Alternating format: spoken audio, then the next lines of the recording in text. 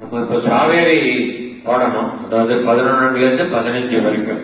ஆனந்தமாய் என் அறிவாய் நிறைந்த அமுதமுமாய் வானந்தமான வடிவுடையாள் அறை நான்கி நிற்கும் தான் அந்தமான சரணாரவிந்தமோ தவள நிறக்காணம் தம் ஆடரங்கா எம்பிரான் மொழி கண்ணியதே. கண்ணியது உன் புகழ் கற்பது உன்னாமோ கசிந்து பக்தி பண்ணியது உன் இரு பாதாம்புயத்தில் பகல் இரவாய் நன்னியது உன்னை நயந்தோர் அபயத்து நான் முன் செய்த புண்ணியம் ஏது என்னம்மே. புவியேழையும் பூத்தவளே பூத்தவளே புவனம் 14 பூத்த வண்ணம் காத்தவளே பின் கறந்தவளே கரை கண்டனுக்கு மூத்தவளே என்றும் மூவா முகுந்தற்கு இளையவளே மாத்தவளே. உன்னையன்றி மற்றோர் தெய்வம் வந்திப்பதே வந்திப்பவர் உன்னை வானவர் காணவர் ஆனவர்கள் சிந்திப்பவர் நட்டிசை முகர் நாரணர் சிந்தையுள்ளே வந்திப்பவர் அழியா பரமானந்த பாரி உன்னை சந்திப்பவர்க்கு எளிதாம் எம்பிராட்டி நின் கண்ணழியே. கண்ணழிக்கு என்று முன்னே பல கோடி தவங்க செய்வார் மண்ணளிக்கும் செல்வமோ பெறுவார் மதிவானவர்க்கம் பின்னளிக்கும் செல்வமும் அழியா முக்தி வீடுமன்றோ.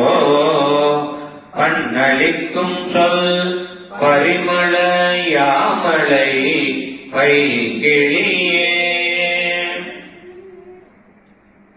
போன கிளாஸ்ல பூத்தவளே கோணம் 14 அந்த பாடல் வரைக்கும் நம்ம குரல் விளக்கம் பார்த்தோம். 13 இப்ப 14 ஆரம்பிக்கிறோம். வந்திப்பவர் உன்னை வந்திப்பவர் வானவர் தானவர் ஆனவர்கள். அபிராமி அம்மையே உன்னை வழிபடுபவர்கள் உன்னை வணங்குபவர்கள் யார் யார் என்றால் வானவர். வானக்கா ஸ்பேஸ். அந்த ஸ்பேஸ்ல இருக்கிற 14 உலகங்களை பத்தி நம்ம ஏற்கனவே பார்த்தோம். இங்க வானவர்னு சொல்றது வந்து பொதுவா எல்லாரும் வானவர்னா இந்திராதி தேவர்கள் அப்படின்னு சொல்லுவா. பட் நான் அதை வேற விதமா இன்டர்பிரட் பண்றேன்.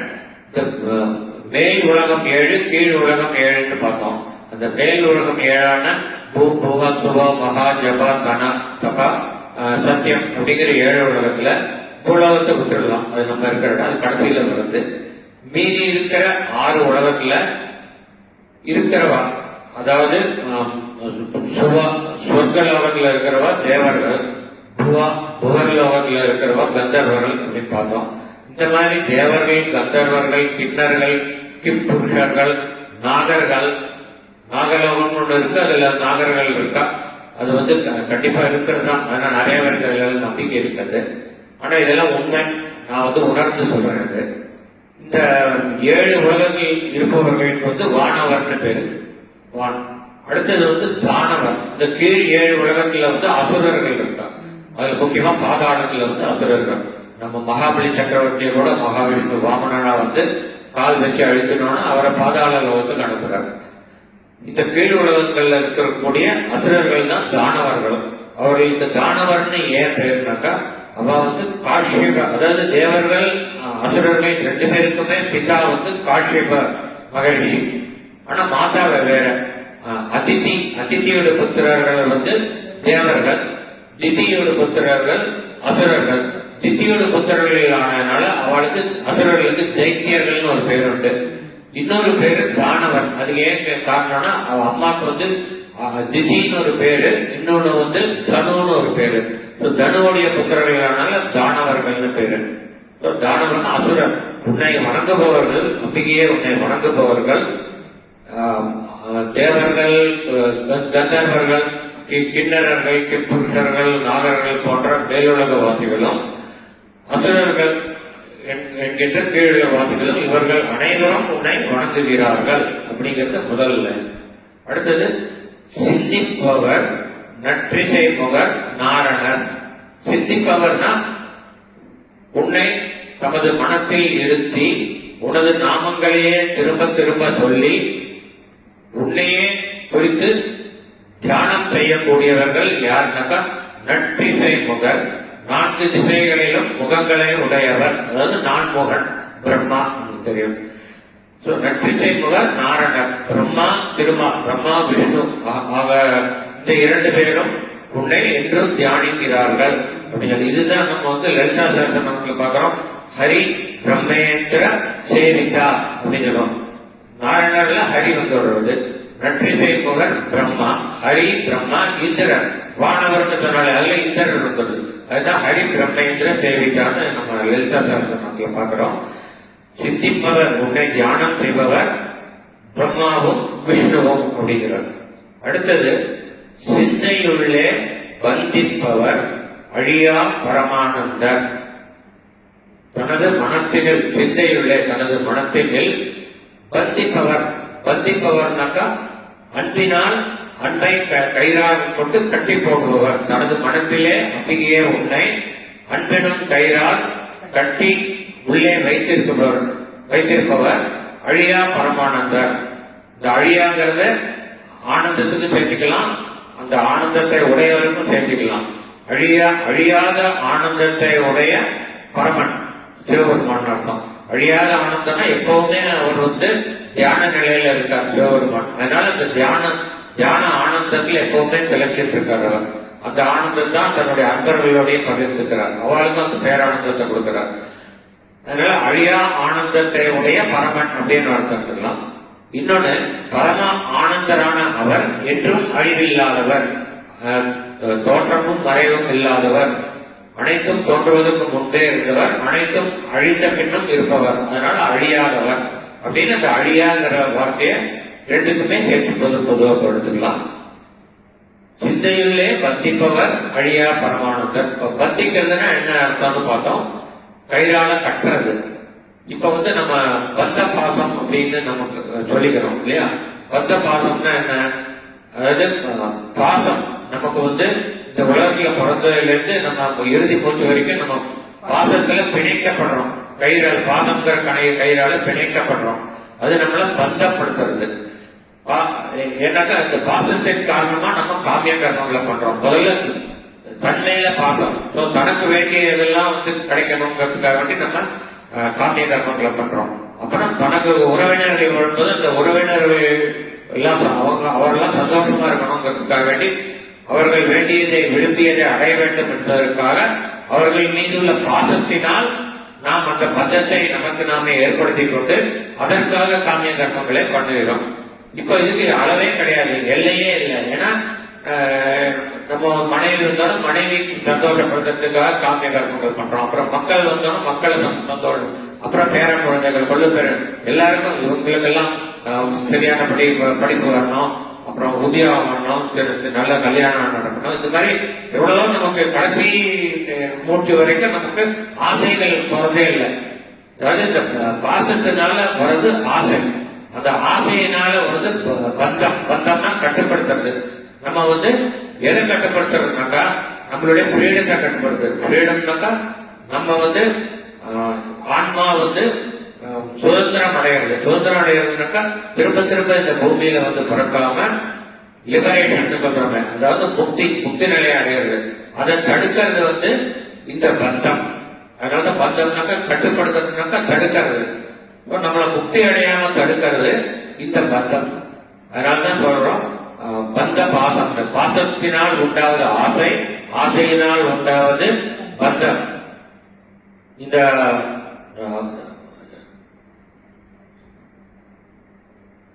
இந்த பந்தத்தை பத்தி ரொம்ப அழகா நம்ம ருத்ரத்துல வரும். திரம்பகம் யஜாமகே சுகந்திம் புஷ்டிவர்தனம் உர்வாருகமிவ பந்தனான் பந்தனான் மிருத்யோர் முக்ஷீய மாமிருதாத்னு வரும். முதல் பாட்டு இருக்கலாம், முக்கியமானது பார்க்கலாம்.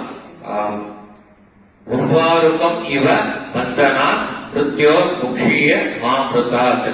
உர்வாருக்கம்னாக்கா வெள்ளரி பழம்.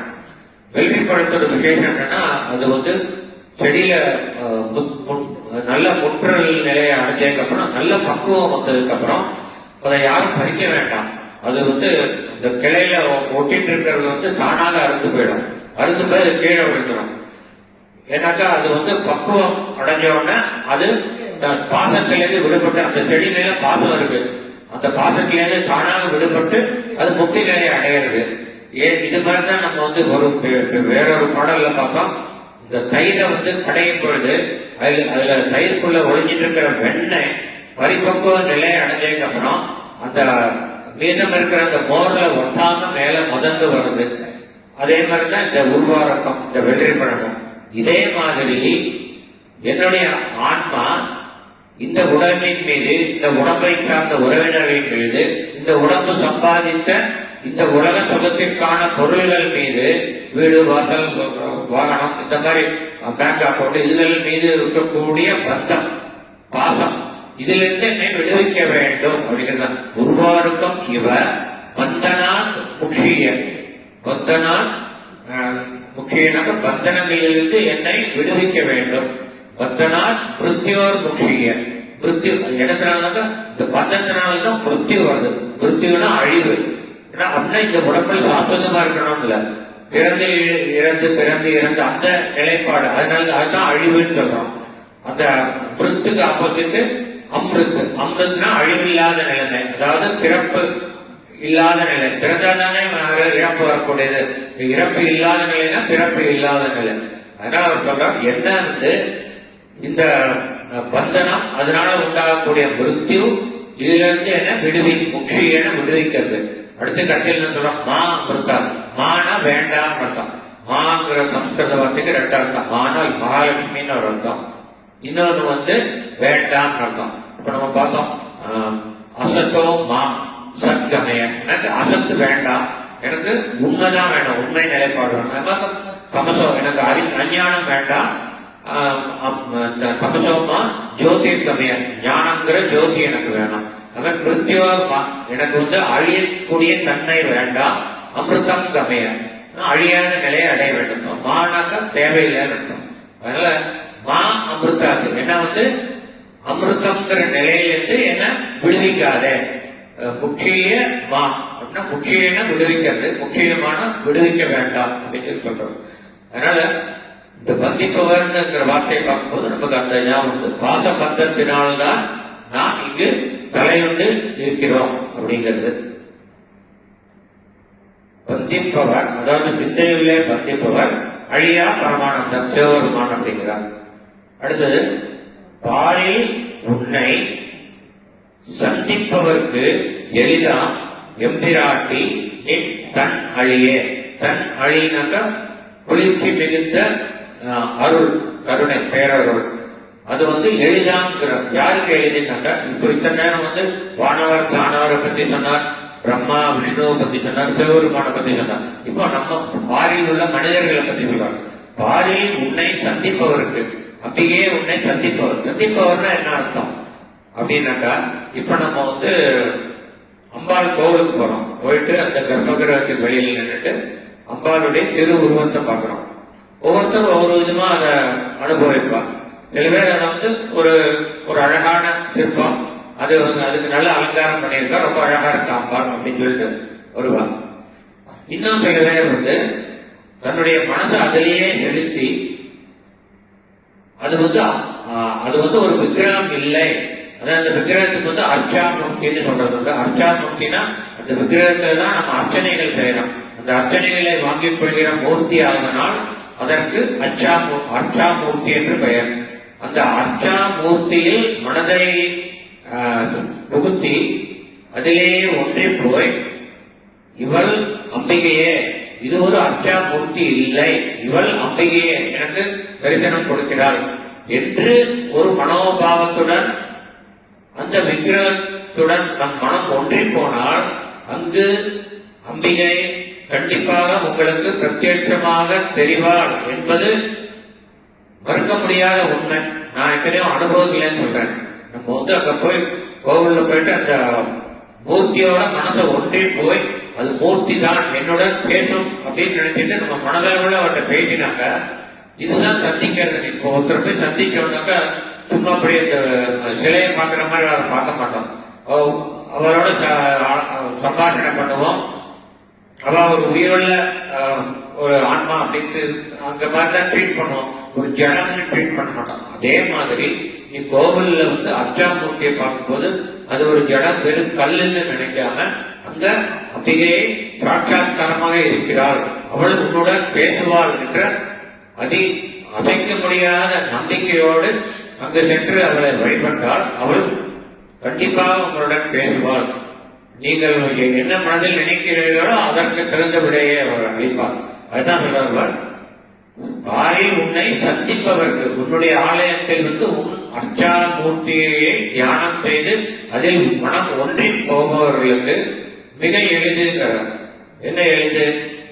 எப்பிராட்டி என் தலைமையே உன்னுடைய தன்மை, அதாவது குளிர்ச்சி மிகுந்த அருளை அவர்கள் பெறுவது மிகவும் எளிது அப்படிங்கிறார்.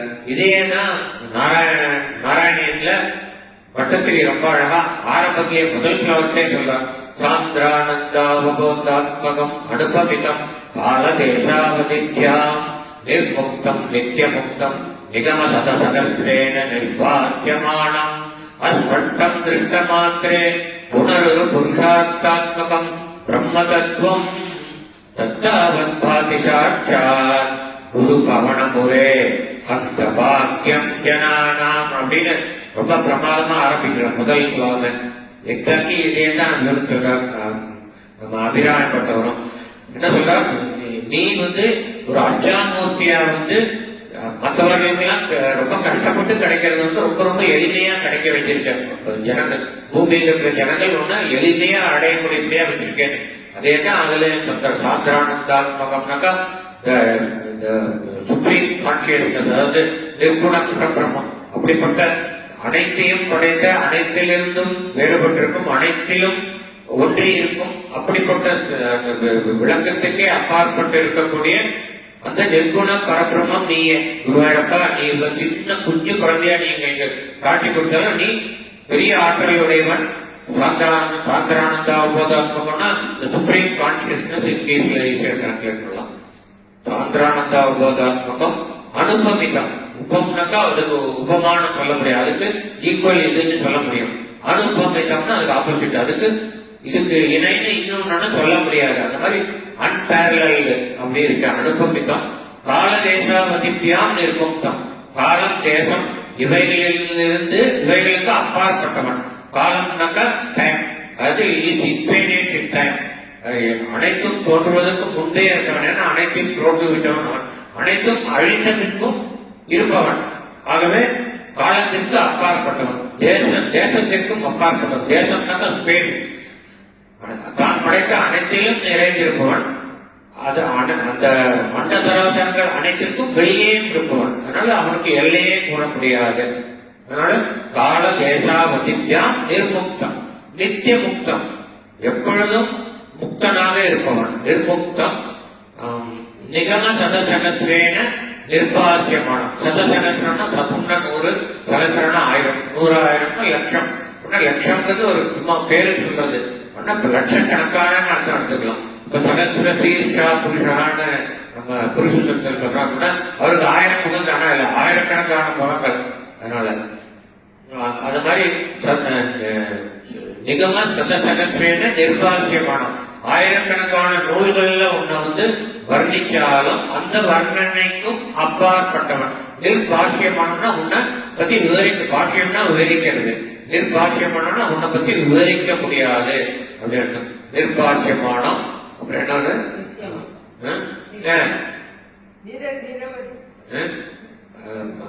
நிகம சதசகேன நிர்பாசியமானம் நிர்முக்தம் நித்தியமுக்தம் அல்ல, அதுக்கப்புறம் தான் நிகம சதசகேன நிர்பாசியமானம் அஸ்பஷ்டம் அஸ்பஷ்டம் திருஷ்ட மாத்திரே உணர்வு புருஷார்த்தாத்மகம்.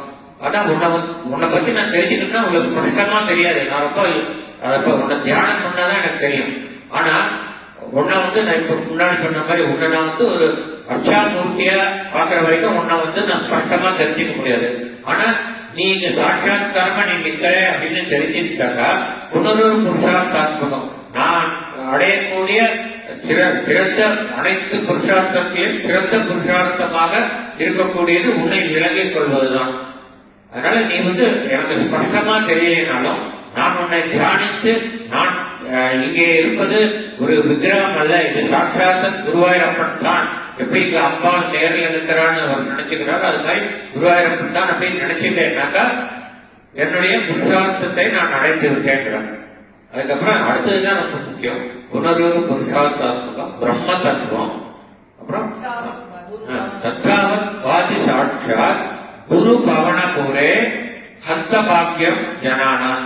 அதாவது இப்படிப்பட்ட ஒரு எல்லையில்லாத அளவுக்கு எல்லையில்லாத கீர்த்தியும் உடைய நீ நாங்கள் எல்லாரும் உன்னை அனுபவிக்க வேண்டும் என்பதற்காக ஒரு சின்ன குழந்தை வடிவத்தில் இங்கு எங்களுக்கு காட்சி கொடுக்கிறாயே, இது ஜனங்கள் அனைவரும் செய்த பாக்கியம் அல்லவா அப்படின்னு சொல்லி நம்ம ஆச்சரியப்படுறோம். அதே தான் இவர் சொல்றார், உன்னை சந்திப்பதற்கு எளிதாக எம்பிராட்டி நின் கண்ணழியே.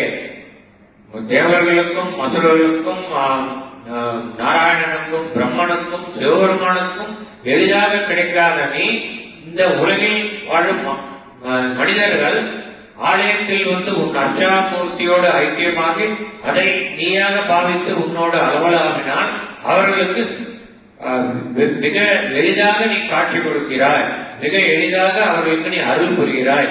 இது என்ன விந்தை அப்படின்னு சொல்லி சொல்ற. அதே தான் சொல்ற நாராயண பட்டத்தில்.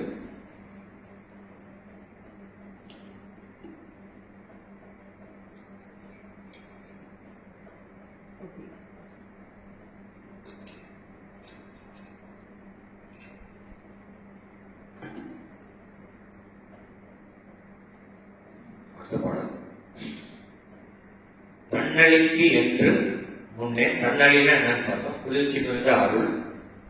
உன்னுடைய குளிர்ச்சி மிகுந்த அருளை பெறுவதற்கென்று முன்னே பல முன்ஜென்மங்களில் பல கோடி தவங்கள் செய்வார். பல முன்ஜென்மங்களில் கோடிக்கணக்கான தவங்களை இயற்றியவர்கள். ஏன்னா எவ்வளவு கோடான கோடி ஜென்மம் எடுத்துதான் நம்ம ஒரு நல்ல மனித கருவியா பிறந்திருக்கோம். பல கோடி தவங்கள் செய்வார்.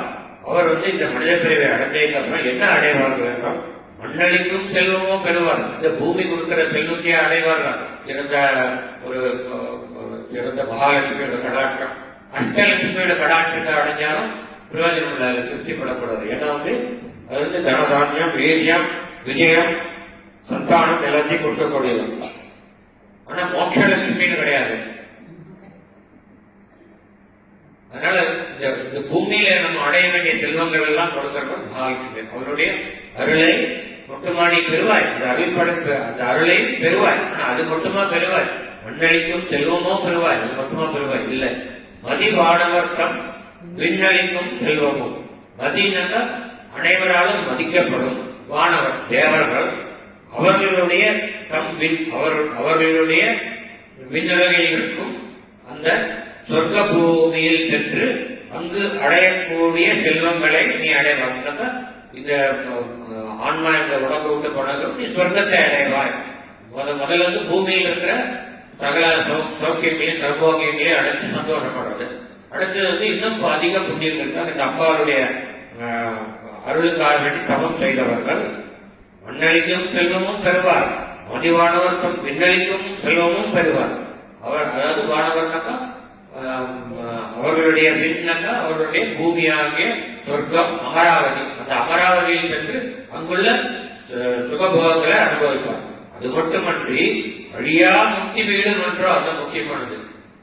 இந்த சொர்க்க பதவியை அடைந்தாலும் அந்த சுகம் சாஸ்வதமானது அல்ல. உன்னுடைய புண்ணிய கணக்கு முடிஞ்சா சொர்க்கத்திலே தள்ளி விடுற பூமிக்கு திரும்ப போய் பெறவே எடுங்க. அதனால சொர்க்க பதவியில நீ நாட்டம் வைக்கக்கூடாது. அதுல சந்தோஷம் திருப்தி அடையக்கூடாது. உனக்கு என்னன்னைக்கும் சாஸ்வதமான பேரின்பம் வேணும்னாக்கா நீ மோட்ச பதவிக்கு தான் விளையாடும். இந்த சொர்க்க பதவியோட அதோட சந்தோஷப்படக்கூடாது. அதனாலதான் சொல்றாரு, கொஞ்சம் ஸ்டெப் பை ஸ்டெப்பா போறான். மண்ணளிக்கும் செல்வமா இல்ல, விண்ணளிக்கும் செல்வமும் பெறுவார். அது மட்டுமன்றி அழியா முக்தி வீடு. அதான் அழியா முக்தினாக்கா என்னன்னா, இதெல்லாம் அழியக்கூடிய சந்தோஷங்கள், அழியாத பேரானந்தத்தை கொடுக்கக்கூடியது முக்தி என்னும் வீடு. வீடு பேரு அழியா முக்தி வீடு என்றோம். மண்ணளிக்கும் சொல், அதாவது அம்பிகையினுடைய சொல், அவர் பேசக்கூடிய சொல் வந்து பண்ணக்க இசை, இன்னிசை போன்று இன்னிசைக்கு நிகரான அற்புதமான வார்த்தைகளை பேசக்கூடியவள் நம்ம. பண்ணளிக்கும் சொல் பரிமள, பரிமளம்னாக்கா திவ்ய நறுமணம். என்ன நறுமணம்? அருள் என்னும் நறுமணம். அப்புறம் ஞானம் என்னும் நறுமணம்.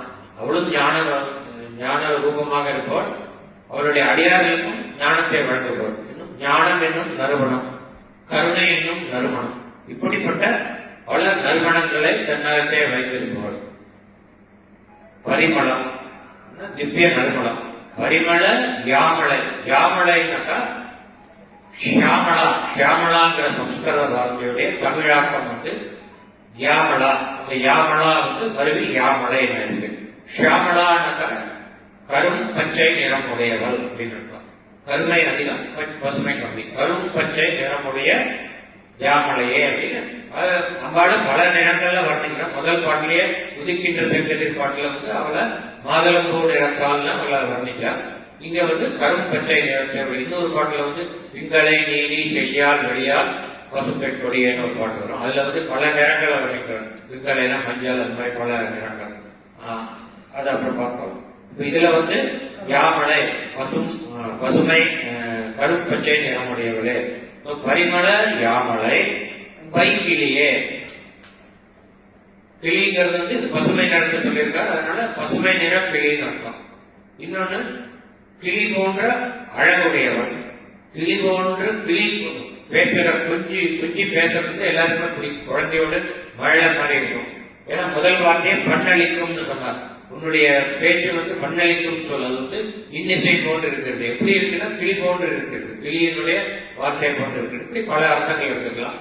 அது மாதிரி கிளி வந்து பசுமை நிறத்தோடையும் செந்நிற அழகும் உடைய ஒரு பிராணி. அதுபோன்று அம்பிகையே நீ யாமலை பசுமை நிறமான உடம்புடனும் செந்நிற அதரங்களுடன் செந்நிற உதடுகளுடனும் மிக அழகாக காட்சியளிக்கிறாய் அப்படின்னு ஒரு அர்த்தம். பைங்கிலியே அப்படிங்கிறார்.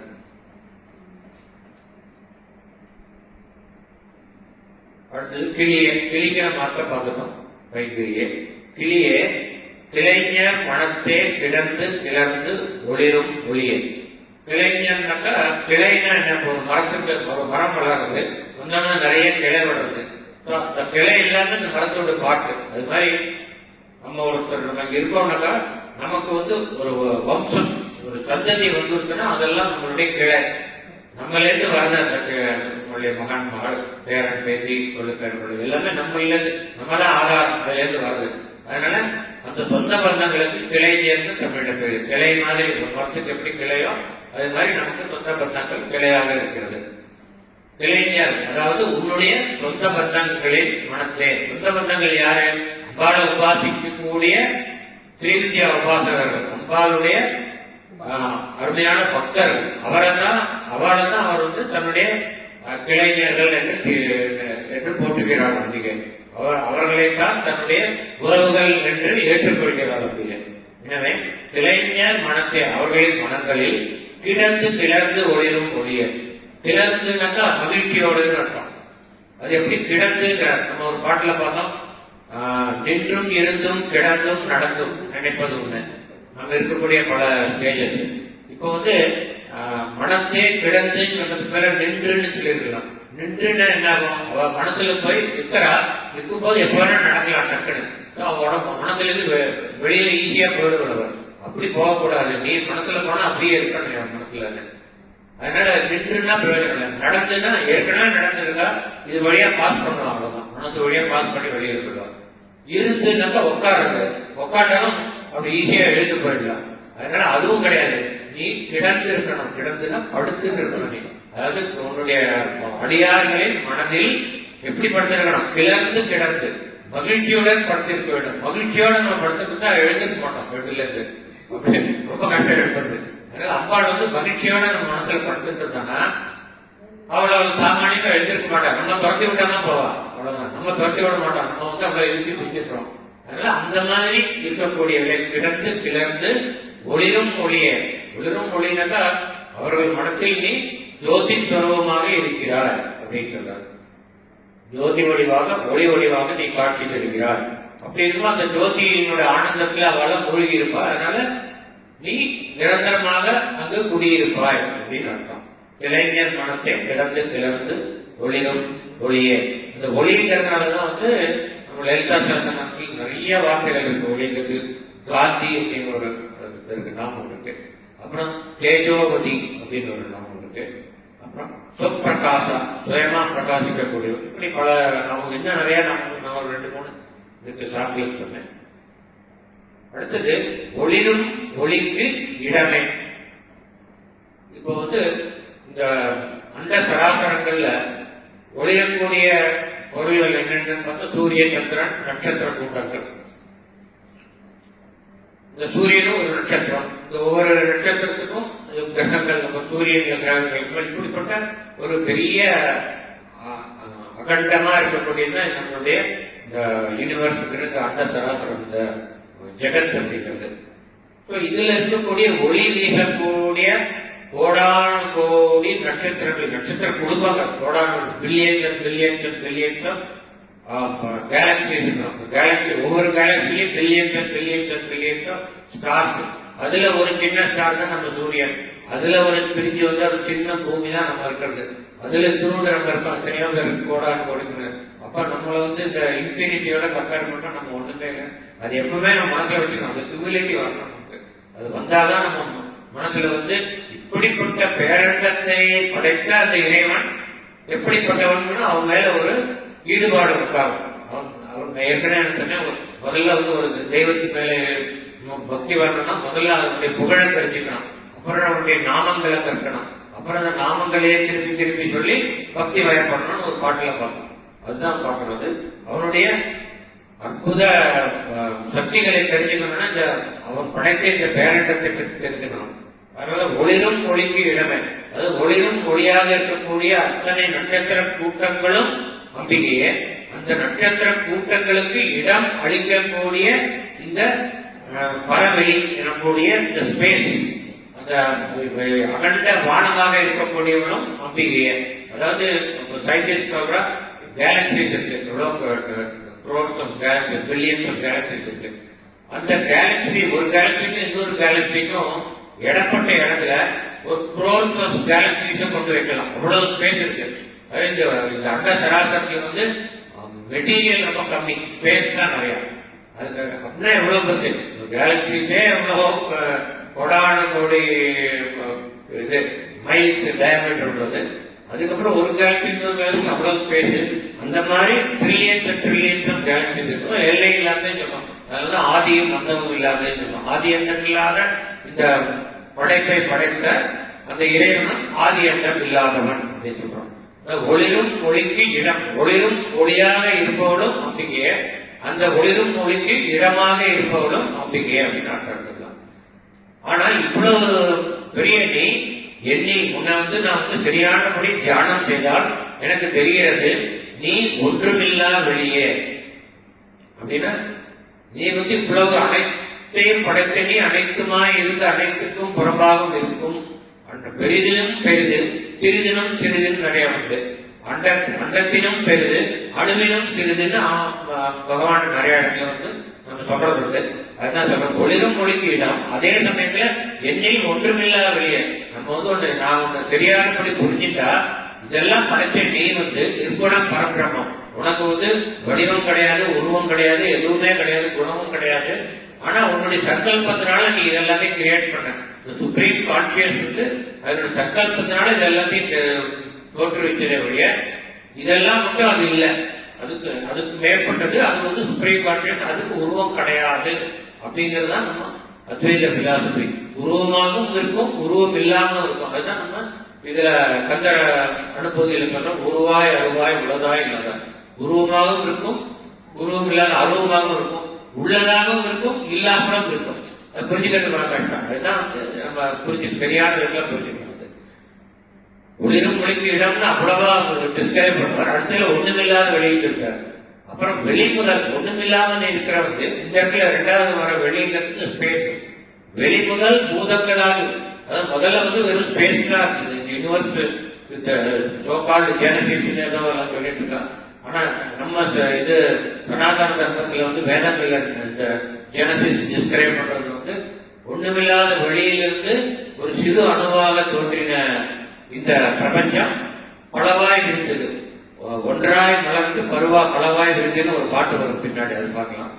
அதனால வந்து வெளிமுதல் பூதங்களாகி விரிந்த அம்மேகரம், அதாவது வெறும் வெளியா இருந்தது சிறிய அணுவாகி அதுக்கப்புறம் பூதங்கள் சொல்றது என்னன்னா பஞ்சபூதங்கள். அதாவது இந்த உலகத்தில் இருக்கிற படைப்புகள் எல்லாமே பஞ்சபூத கலவை, இன்க்ளூடிங் அஸ். நம்ம இருக்கிற பூமியும் பஞ்சபூத கலவை, நம்ம எல்லாருமே பஞ்சபூத கலவை. அதனாலதான் நம்ம அந்த ஆன்மா போனதுக்கு இந்த உபயோகம் இல்லாத உடம்ப வந்து நம்ம சாஸ்திரப்படி நம்ம பஞ்சபூதத்துக்கிட்டே கொடுத்துடுறோம். அந்த உடம்பை எரிச்சாக்க அது முதல்ல அக்னிக்கு கொடுக்கறோம், அக்னிக்கு இரையாக்கிறோம். அப்புறம் அதுலேருந்து ஒரு புகை வந்து காற்று மண்டலத்தை போறது, அந்த காற்று மண்டலத்துல ஆகாயம் முழுக்க வானம் முழுக்க போறது.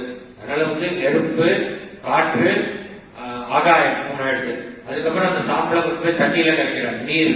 அதுக்கப்புறம் அந்த ஆற்றுலயோ சமுத்திரத்துல எங்க கரைக்கிறோமோ அங்க கீழே இருக்கிற பூமிக்கு போறது.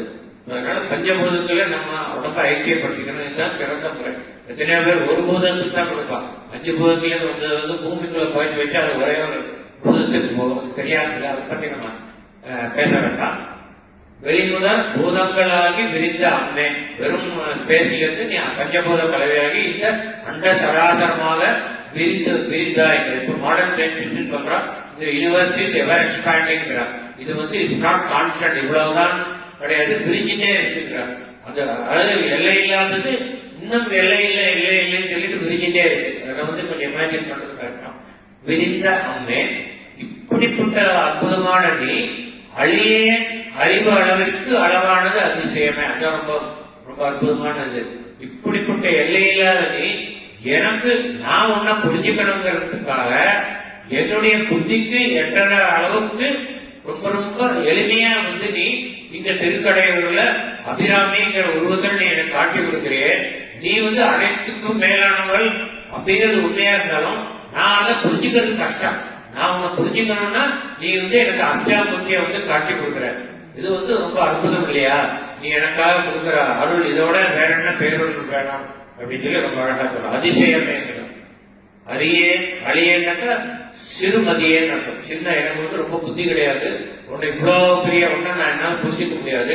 அதை புரிஞ்சுக்கணும்னாக்கா நீ வந்து எனக்கு புரிஞ்சுக்கிற மாதிரி நீ காட்சி கொடுக்குறேன்னு. அதே மாதிரி இப்ப அர்ஜுனனுக்கு வந்து கிருஷ்ண பரமாத்மா வந்து விஸ்வரூப தரிசனம் கொடுத்தோன்னா இது எனக்கு புரியவே இல்லை, நீ ஒன்று சாதாரண காமி, அப்பதான் எனக்கு புரியும்னு அர்ஜுனன் கேட்டுக்கிறார். அதுதான் அவன் ஞாபகம் இருக்குது. அறிவு அளவிற்கு அளவானது அதிசயமே. எடுத்த பாட்டு அதிசயமான வடிவுடையார், அது தெரியும், இதெல்லாம் பார்த்தோம். அதுதான் அதிசயமான வடிவுடையார். பெரிதற்கும் பெரிது, சிறிதற்கும் சிறிதுங்கிறது அவர் அதிசயம். அதிசயமான வடிவுடையார்.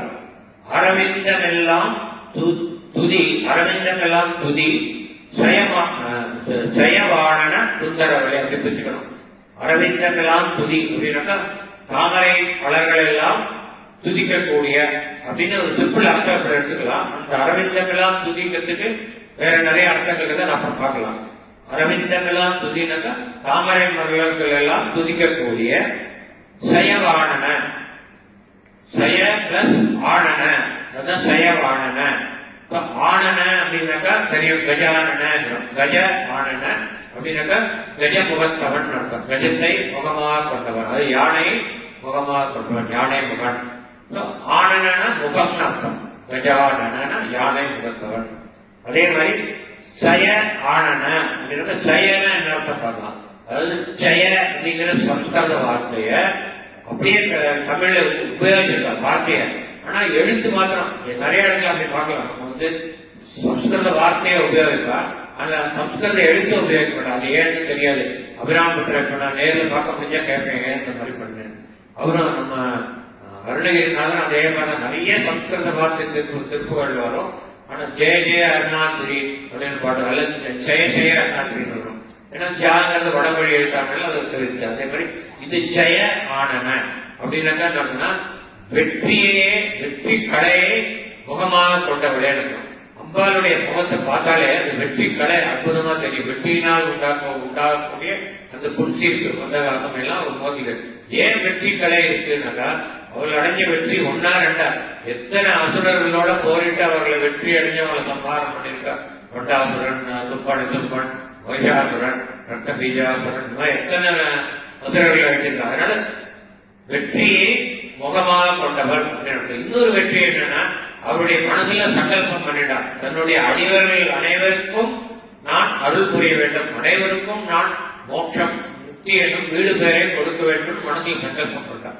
அந்த சங்கல்பத்தை அப்படியே நிறைவேற்றுகிறார். தன்னுடைய தன் மீது பக்தி கொண்ட அடியவர்கள் அனைவருக்கும் வீட்டு பேரை கொடுக்கிறார், மோட்ச பேரை கொடுக்கிறார். அதனால உன்னுடைய மனசில் சங்கல்பித்ததை செய்து முடித்தது ஒரு ஜெயம், ஒரு வெற்றி.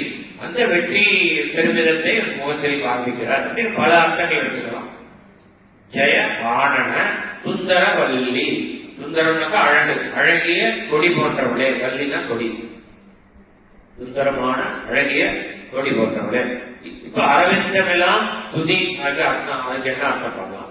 தாமரைகள் எல்லாம் துதிக்கக்கூடிய அப்படின்னு சொன்னா செந்தாமரை. செந்தாமரை துதிக்கக்கூடியவன்னா செந்தாமரையில் இருக்கக்கூடியவர் மகாலட்சுமி, மகாலட்சுமியால் வணங்கப்படுபவள். வெண்மை நிறமான தாமரை, அந்த தாமரையில் இருக்கக்கூடிய சரஸ்வதியால் வணங்கப்படுபவர். இது ஒரு அர்த்தம்.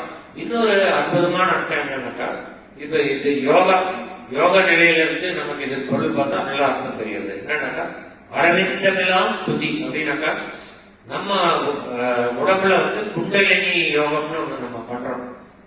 உங்களுக்கு தெரிஞ்சிருக்கலாம், யோகா பண்றவங்களுக்கு குண்டலினி யோகம்னாக்கா நம்ம எல்லாருடைய உடம்புலையுமே மூலாதாரம் அப்படிங்கிற இடத்துல குண்டலிங்கிற பெரிய சக்தி இருக்கு, தூங்கிட்டு இருக்கு. நம்ம கட்டி எடுக்கலைன்னா நம்ம கடைசி வரைக்கும் தூங்கிட்டே தான் இருக்கும்.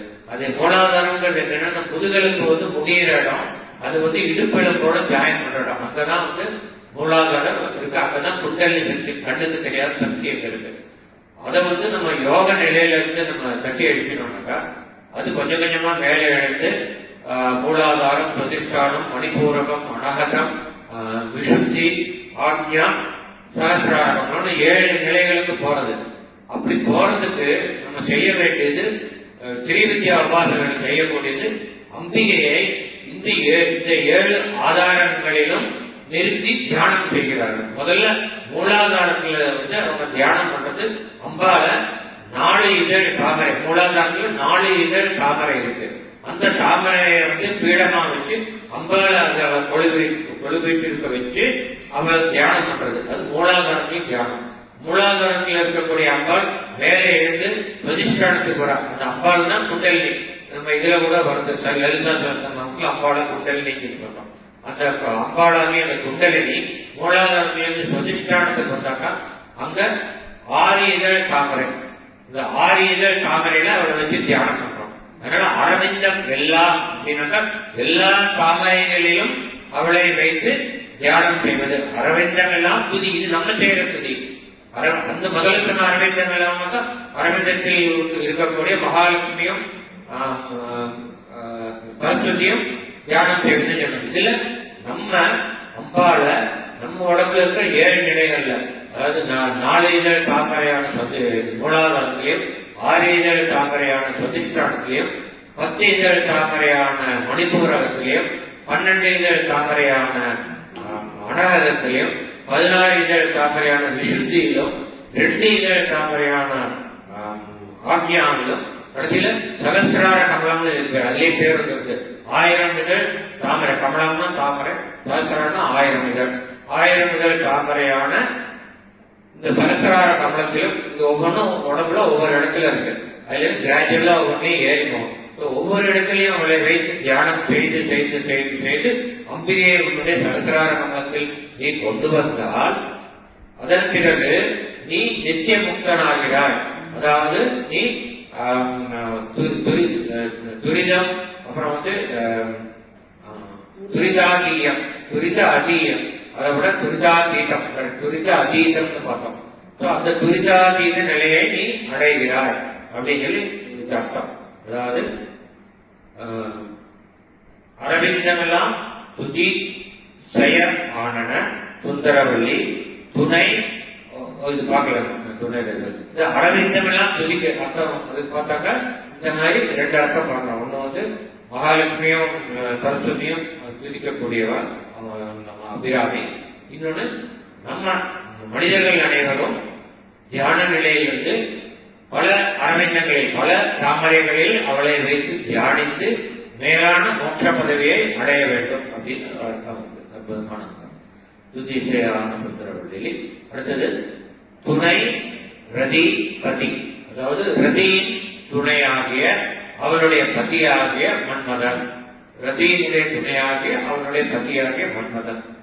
அவனுடைய ஜெயமானது, இங்கே ஜெயம்னா ஜெயம், அவனுடைய வெற்றி, அவனுடைய வெற்றியானது. மன்மதனுடைய வெற்றி என்னன்னு பார்க்கணும். அதாவது இந்த சிங்கமுகாசுரன், காரகாசுரன், அப்புறம் சூரபத்மன் சபா 3 பேர் வந்து நிறைய இது தவவழினால் நிறைய வரம் வாங்கி அவளை யாருமே அழிக்க முடியாதுங்கிற வரம் பெற்றிருக்கான். ஒரே ஒருத்தர் தான் அவளை அழிக்க முடியும். சிவன் பார்வதி 2 பேருடைய இணைப்புனால தோன்றக்கூடிய ஒரு பெரிய சக்தி, அதுதான் அவளை அழிக்க முடியும் அப்படின்னு வரம் இருக்கு. ஆனா வந்து சிவபெருமான் நித்திய யோகத்துல இருக்கார், தியானத்துல ஆழ்ந்திருக்கார்.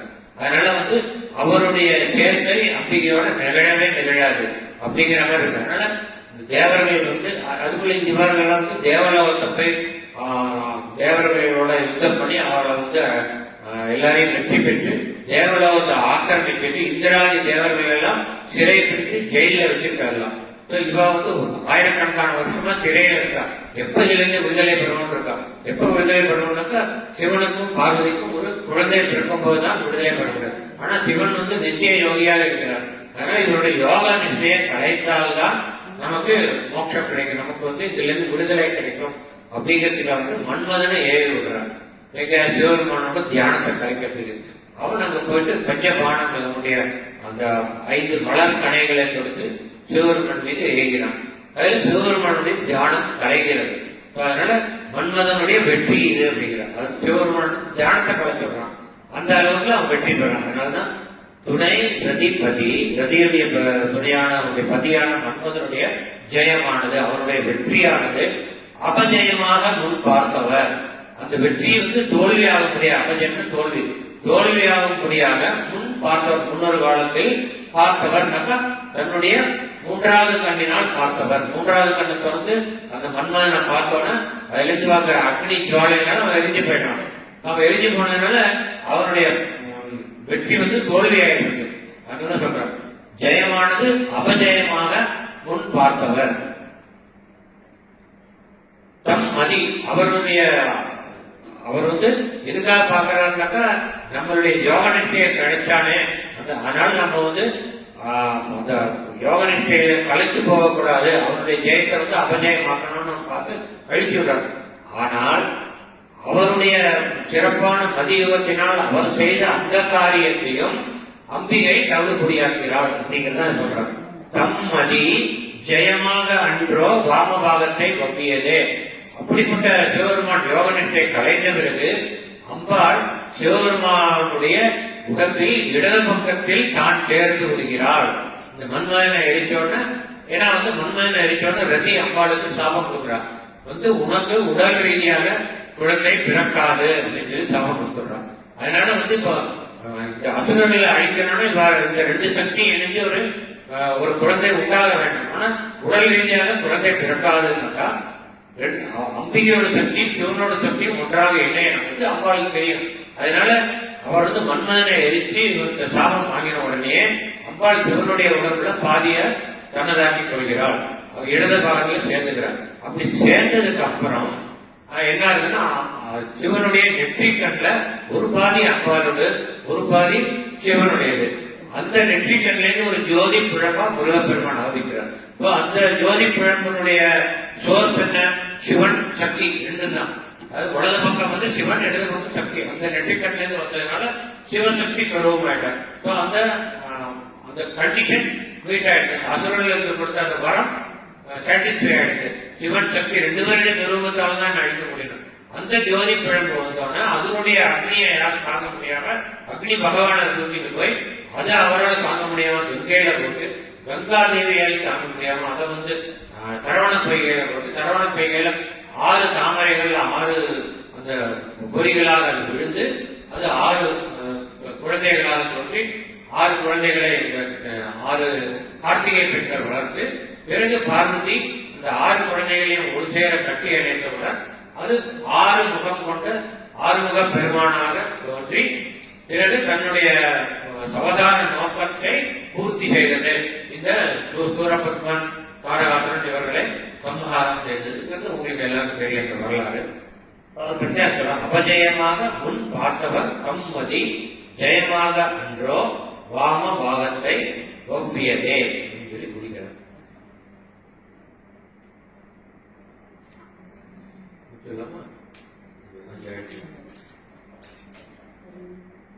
அடுத்து பாடிடலாமா? அடுத்த கிளாஸ்ல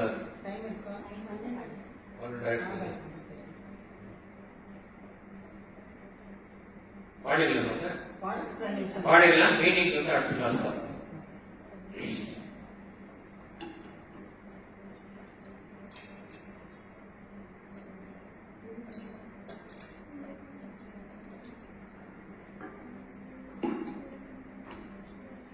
ஒவ்விய பாகத்து இறை வரும் நீயும் மகிழ்ந்திருக்கும் செவ்வியும் உங்கள் திருமணக் கோலமும் சிந்தையுள்ளே அவ்வியம் தீர்த்து என்னை ஆண்ட பொற்பாதமும் ஆகி வந்து வெவ்விய காலம் என்னேல் வரும்போது வெளிநிற்கவே வெளிநின்ற நின் திருமேனியை பார்த்து என் விழியும் நெஞ்சும் களி நின்ற வெள்ளம் கரை கண்டதில்லை. கருத்தினுள்ளே தெளிகின்ற ஞானம் திகழ்கின்றது என்ன திருவுள்ளமோ ஒளி நின்ற கோணங்கள் 9 மேவி உரைபவனே.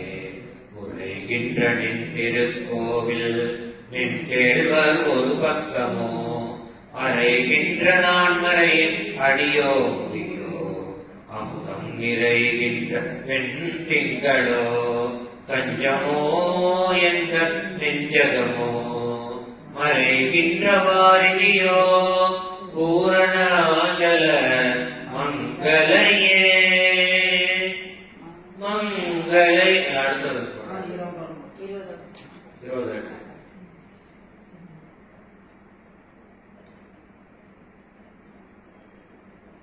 15 வரைக்கும் தான் பாடணும் இல்லையா? பிரியிலிருந்து பாடணும்.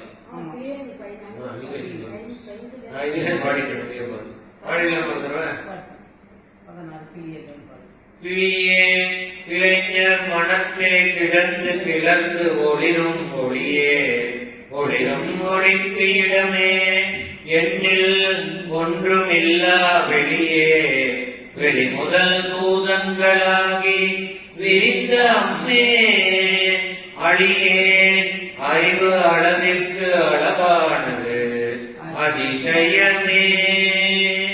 அதிசயமான வடிவுடையான் அரவிந்தமெல்லாம் துதிசய ஆனன சுந்தரவல்லி துணைரதிபதி ஜெயமானது அபஜயமாக முன் பார்த்தவர் கம்மதி ஜெயமாக அன்றோ வாமபாகத்தை ஒவ்வியனே. ஒவ்விய பாகத்து இறை வரும் நீயோ மகிழ்ந்திருக்கும் செவ்வியோ உங்கள் திருமணக் கோலமோ சிந்தையுள்ளே அவ்வியம் தீர்த்து என்னை ஆண்ட பொற்பாதமும் ஆகி வந்து வெவ்விய காலம் என்மேல் வரும்போது வெளி நிற்கவே வெளி நின்ற நின் திருமேனியை பார்த்து என் விழியும் நெஞ்சும் களி நின்ற வெள்ளம் கரை கண்டதில்லை. கருத்தினுள்ளே பெறுகின்ற ஞானம் திகழ்கின்றது என்ற திருவுள்ளமோ ஒளி நின்ற கோணங்கள் 9 மேவி உரைபவளே.